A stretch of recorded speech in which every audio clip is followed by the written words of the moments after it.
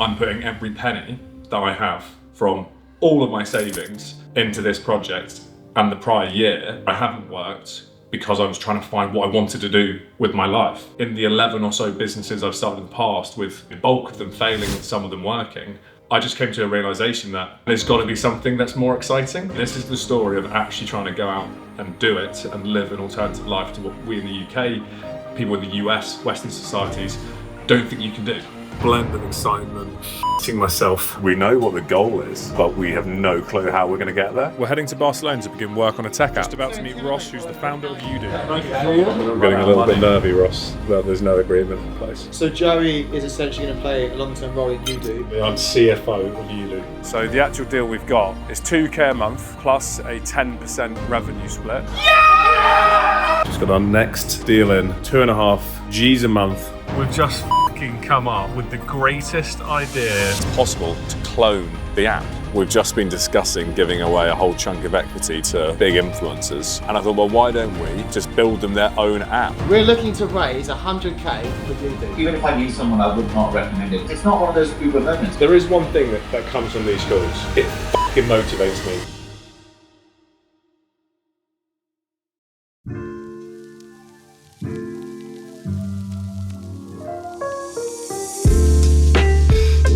Joey's come straight up this morning in his boxers because he had an incredible idea. Yes, there's this creator called Daddy Wellness.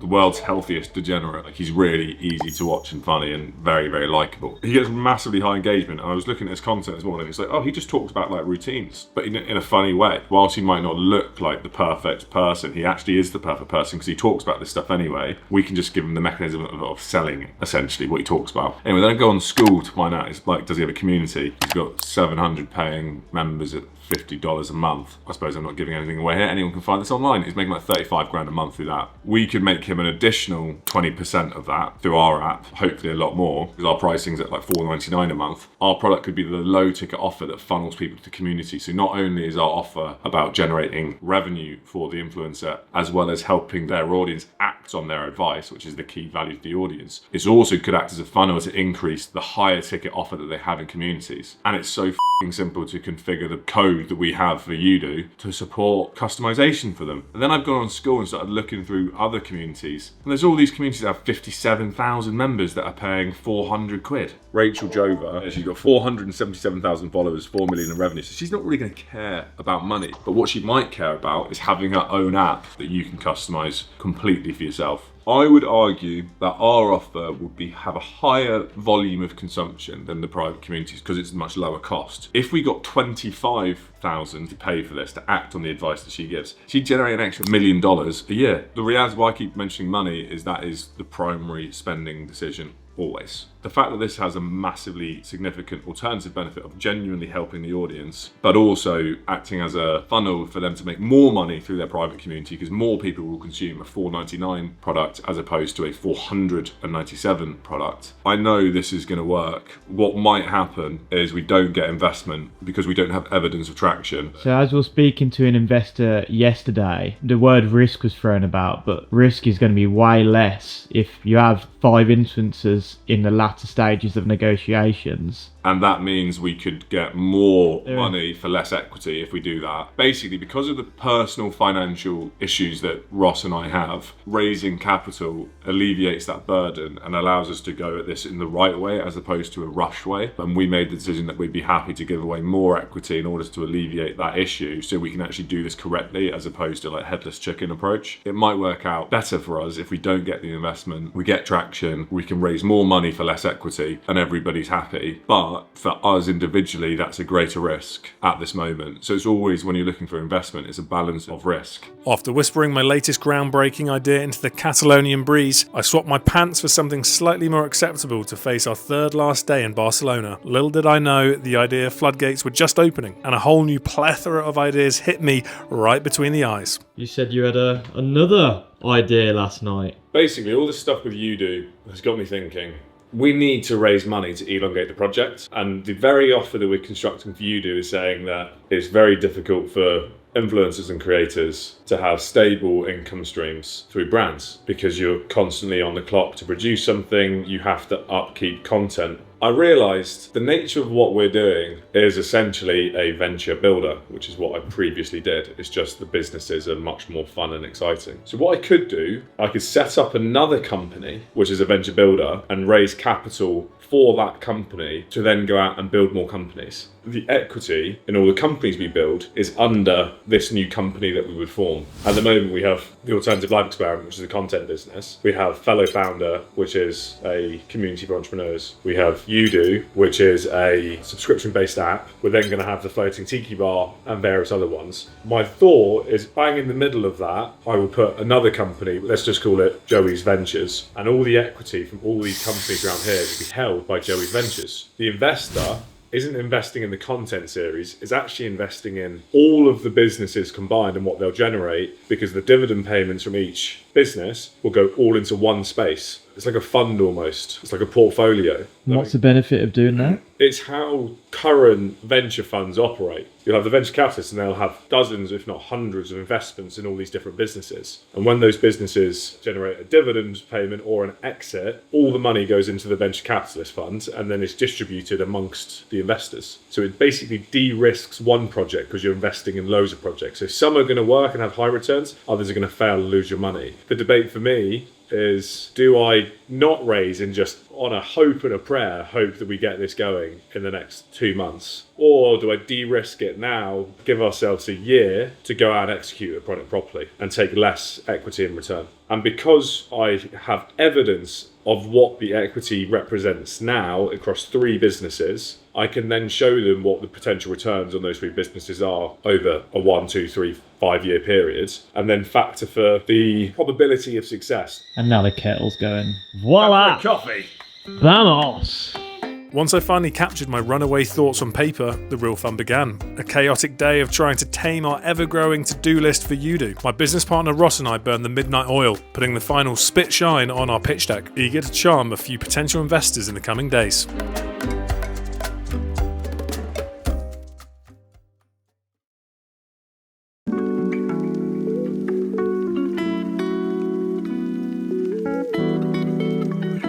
Where have you been this morning? I had a suspicion that you needed a bit of a walk to clear your head after what was seemingly an intense day. Yesterday was a long day and I woke up just exhausted. So I went on a walk, I sat down in a cafe, I messaged like 20 founders of venture firms. I've got a call set up for 5 minutes time. So I'm basically going to spend a bit of today trying to learn about how to get investment from people who typically give investments. And I think that will accelerate UDo getting investment as well as me looking for investment. How much of entrepreneurship is literally learning on the job? I've never fundraised, I don't know how to do it, but I know I can find out how to do it. And then the quicker way to find out is just to speak to people who've done it. And even better, people who control giving out money. 2% as an entrepreneur, but you can find out the rest. How would you go about asking for people's time without giving them money? Are these like kind of friends or contacts? Tell you my message. Hey, John, I was wondering if I could pick your brains about your career, simply looking to learn. I want to raise capital and set up a venture fund myself, but all my ventures are self-funded so far, so I'm short of both experience and expertise. Keen to learn from those who have been there and done it. 20 messages, I would expect to get 2 responses, 1 call. Because you're just hoping that someone feels like... doing a charitable move. Yeah. And how did you find this guy's details? LinkedIn Sales Navigator, $79.99 a month, but you can find anyone. Ever the eager student, I hustled my way into a free 30-minute session with the venture firm founder. I squeezed every drop of insight out of that call, grilling him on his business model and picking his brain on how to bundle all my ventures under one nifty umbrella, the kind that would make investors feel warm and fuzzy. How did the call go? Yeah, really interesting. His business model is super smart. So he doesn't actually raise any money himself. He provides a service to family offices, private equity, operating a bit like a recruitment model where, as opposed to someone who's actively fundraising, he finds businesses that match the strategy of the family office and approaches them, can we invest in you? He does all the due diligence. He works on $50 million deals, so he'll get 3% model, so he'll get $1.5 million. That will be put into a separate company he owns, and then he invests that exact same proportion into the company that this big family office is invested in. So he's built up his funds without ever raising, which is very interesting. Not that I could do that. What he does wasn't particularly relevant to what I do, but he's given me some advice on how I can look to find the people that might be relevant. So what advice did he give you based off the situation that you're in? He's going to send me some like exemplary decks, like a pitch deck, an investor deck, and all this kind of stuff, but he can't do that for 2 months because the one he wants to send me is live. The key thing I'm taking away from it is within a portfolio, if you're looking to raise funds, there has to be cohesion within the portfolio. So in light of what we're trying to do, there isn't cohesion because we're going to set up a tiki bar and then a safari retreat and a tech app. And a networking site and a content business. In his opinion, you're just not going to raise any money for a fund with that. So you have to like niche down on one of them. If we wanted to set up a fund, yes. It screams loud and clear that we're not going to raise in a normal way if we're going to raise. Nobody will invest in what we're doing for typical business reasons. Some kind of passion project that they like what we're doing. Yeah, that's going to be the only way. If you're filthy rich and you just want to have a bit of fun, you don't really care about losing the money, call me, because we're going to have lots of fun. You can come on the safari, you can come to the tiki bar in Antigua, you'll have a share of it. Just don't ask any questions and don't expect any returns. It informs the next phase. Trying to raise 100k. Someone out there in this world has money to give me. Where the f*** are they? Following a few days of being cooped up inside and with the Barcelona dusk setting the mood, James and I decided it was time to soak up some Catalonian culture with a couple of ice-cold cervezas to wash it all down. Joey, we're sharing a cerveza on what is the penultimate night in Barcelona. How's today been? I feel withered. Today's been a difficult day. I was up late last night and I knew I was pushing it a bit and I was like, oh, I'm going to be a bit tired tomorrow, but I've done work today, but it's just not been effective. You did say you had some feedback based off this deck that you and Ross curated. Because we've sent the version 1 pitch deck to loads of people, the whole purpose is you get feedback from people whose opinion you trust. So everyone that's giving us feedback are in a place to give valuable feedback, and there's a theme across all of it, and that theme is that there's not enough clarity as to what the problem is that we're solving and exactly what our solution is. How do you know if it's a good idea or you're just blinded because you want it to work? If the feedback is about the vision and they say they don't see it, I ignore it, while still feeling upset that they don't see it. I'm a human, and when someone doesn't like what I produced, it hurts me. When it's feedback about the realities of how we're presenting the vision, I always take that on board. When someone that has no knowledge of what it is, doesn't understand it, it means you haven't explained it well enough. So if you're not listening to that feedback, you're essentially allowing bias to dominate. So you've got to basically just go, remove my bias and go, I've got this wrong, but I can improve it. And that's where we're at. I'm a big believer in your skills is also your kryptonite. That could be potentially yours. You have that desire to like, nah, I'm right, and I'm going to put work in to prove I'm right. Yeah. But at the same time, you go too far with it and then it blocks you from seeing the truth perhaps. Interesting you say this. I was thinking today is like, why do I keep going through what is actually the hardest part of a process, which is the start? I'm convinced it's willful ignorance. And a lot of confidence that you'll figure it out. Not just a confidence, like a belief. Every fibre of me believes that it's going to work. There's moments of doubt when other people check me, but I know this will work. If it has the time to work, it will work. You've made this point over and over again, the inner belief that you have that you can do anything. Actually, maybe it's best that we switch the camera now. It should be on you for this. Explain the entire thing of you saying that you can do whatever you want and how that belief came about. I proved it to myself, basically. I had a bit of a feeling that I could handle myself in a physical altercation, all ego. And then I went to jiu-jitsu. One guy, I looked at him, I was 22 at the time, and the kid was about 17, had a ponytail, was probably about 10 kg lighter than me, skinny as anything. If I walked past him in the street, there wouldn't be an ounce of doubt that I'd be able to physically outdo this guy in a duel. But actually what happened, he beat the fuck out of me. 5 times I submitted to this geezer within a space of about 3 minutes. I could not believe it. I just come out of that and like, I need to keep training. Like, I need to be able to do that. Long story short, I started training. Then about 6 months later, we had a new coach come in temporarily because the other coaches had gone off to corner someone for an MMA fight. And he saw me sparring. I was the last person to shake his hand and he tapped me on the shoulder shoulder, and he goes to me like, what's your name? How long you been training? I told him like 6 months, and he was like, oh, you're really good for 6 months, like keep going. For some reason, all I was focusing on was getting better. I kind of forgotten my first lesson, and in that very moment, I remembered how bad I was, and just because I've been motivated, I've gotten not really good, but good quickly relatively at this, because I've become obsessed with it. And because I had a bit of low self-esteem in school, because I was in school and teachers were telling you dumb, not actually telling it, but the way they're acting is signalling that you're a bit dumb. But because I was so not interested in everything in school, and then I started marathon running within 10 months, I become a sub 3 hour marathon running it without a crowd. A year later, after that, 22 months, I become a sub 240 marathon, which people like train for ages to be able to do. And then I just had this belief, I don't believe in this American philosophy of you can be anything you want, man.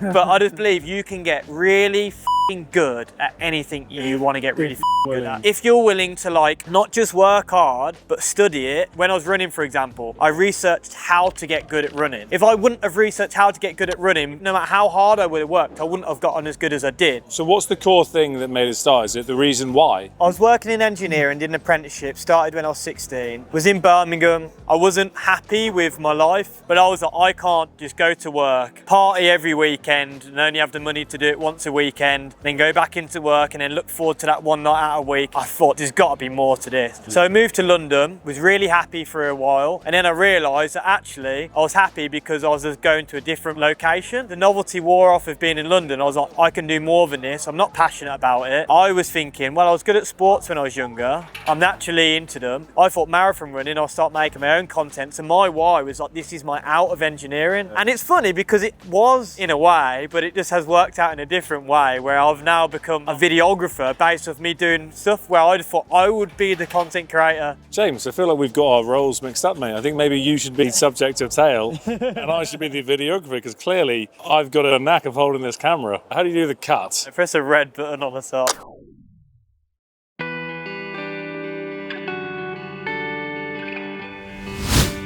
Quick talking numbers. Calculator. Basically, we're going to look through the numbers end to end with actual real data for the first time since we started the project. Ross has set up ad figures finally, so we actually have access to the data. Shoot over to the screen, James. Blue is like the downloads. It's gone on this pattern of gradual growth. And these months is when Ross was doing ads. So Ross started doing ads there. They performed really well in January because of the productivity and nature to that part of the year. And ever since it's been on a steady decline. What we can see, and this is a positive, is that we're moving up. So even though we've still got quite a few days left in the month, we've beaten last month and back on this kind of like increase. We can also see that when it comes to revenue, it's going to beat last month's as well. One of the big positives is that unlike in pretty much every single month, the revenue was below the downloads. Is we started to actually level it up to where the revenue is exceeding the downloads. And that shows a sign of the quality of the app and the ability to convert when they download. 271 downloads come from the ads, which has resulted in 16 purchases. It's cost us £235 and returned us £159. For every £1 we spend, we'll generate £1.53. And that's really important when we're seeking investment, that we can actually evidence, here's how we're going to get to the point where we're profitable and it's going to be a result of spending on ads. Well, we can evidence if we have more money, we're going to make more money by putting it into ads. We haven't even got close to the target that we set ourselves at the start of the month. However, what we have done is shown that we can get there, but it will likely take us 3 to 4 months based on consistently reinvesting all the revenue of the business back into ads. And at that point, we will hit that 10K figure. So from my side, disappointed we didn't hit the target, but very much optimistic about the general health and future of Udoo. A quick check-in on Udoo's numbers showed really positive signs. More downloads and, more importantly, more purchases. With the team high in spirits, we headed to the park to reflect on our Barcelona adventure and plot our next big move. How are your overall thoughts of how it's gone though, first, Ross? Expectations are different. I thought it would have gone differently, but I think it's gone the way that it's had to go. I've realised that it's going to take longer than a month. I guess the plan was initially make loads of content, something would go viral, and then that's how easy life is. And then we realised that's not the case. Things don't just go viral. Happy accidents don't happen all the time. And in fact, there has to be some kind of strategy behind the growth of something, and that takes time.